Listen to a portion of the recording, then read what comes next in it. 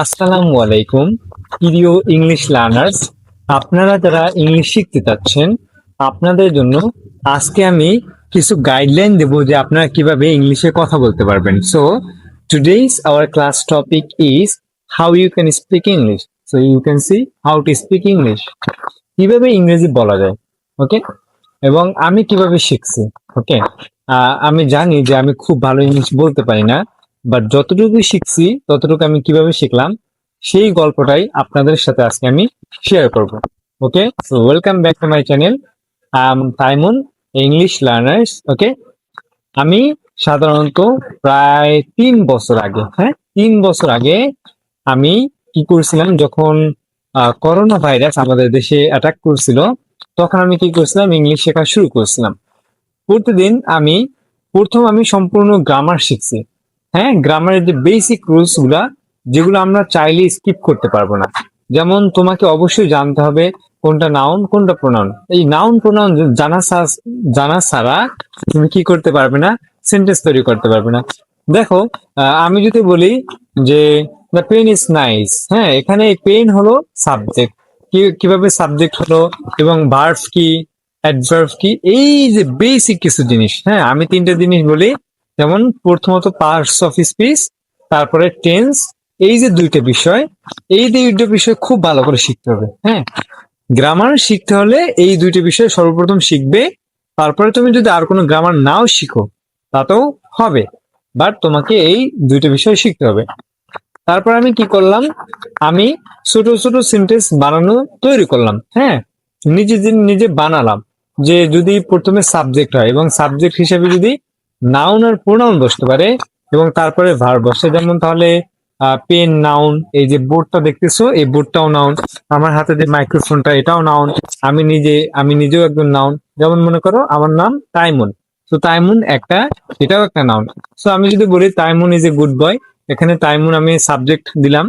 এভাবে কিভাবে আমি সেন্টেন্স তৈরি করতে পারি, এই বিষয়গুলো নিয়ে আমি নিজে নিজে প্র্যাকটিস তৈরি করলাম। প্রতিদিন একটু একটু প্র্যাকটিস করতাম এবং ছোট ছোট সেন্টেন্স তৈরি করতাম। কোথায় তৈরি করতাম? আমার নোটপ্যাডে, আমি খাতায় তৈরি করতাম। তারপরে আমি কি করলাম, আমি ওই যে ছোট ছোট সেন্টেন্স গুলো তৈরি করছি ওগুলা আস্তে আস্তে ব্যবহার করতাম।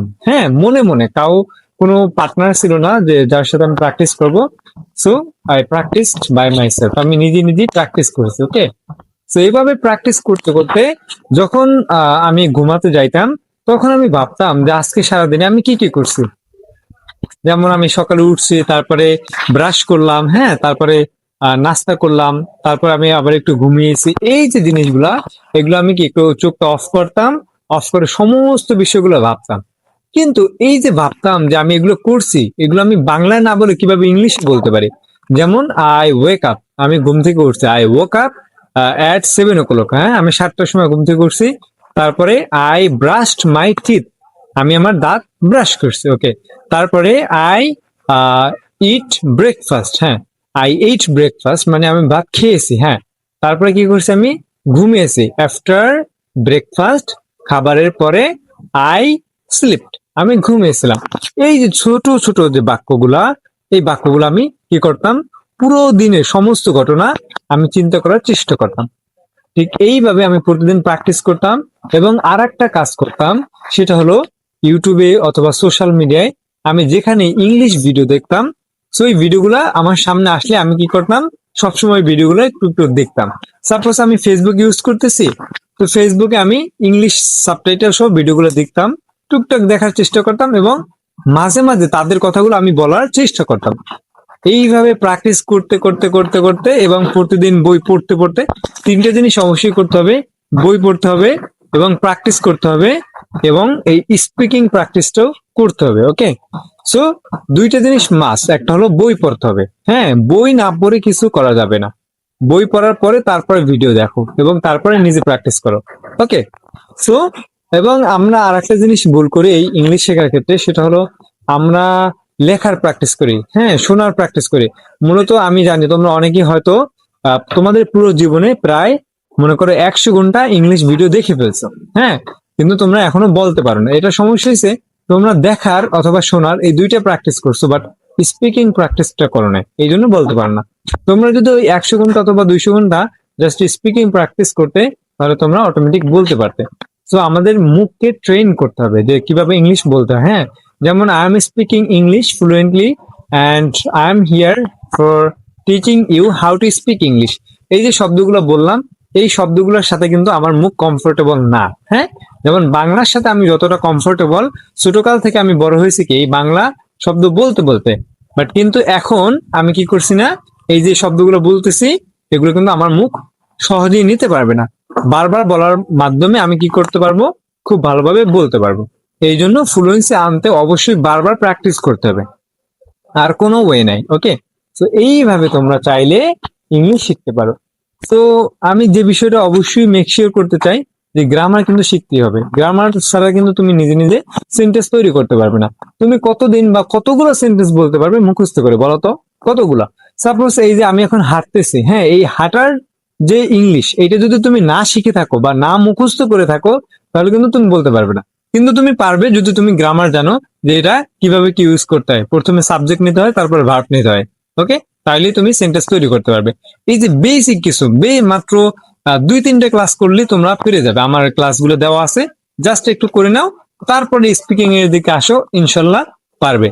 এবং এই গ্রামার বেসিক টুকু শিখে তোমার কাজই হচ্ছে প্রতিদিন প্র্যাকটিস করা, আর কোথাও তুমি তাকাবে না। হ্যাঁ, প্রথম 6 মাস অথবা 1 বছর তুমি পিছনে তাকাবে না, কি শিখলে না শিখলে এগুলো কোনো মূল্যই দেবে না।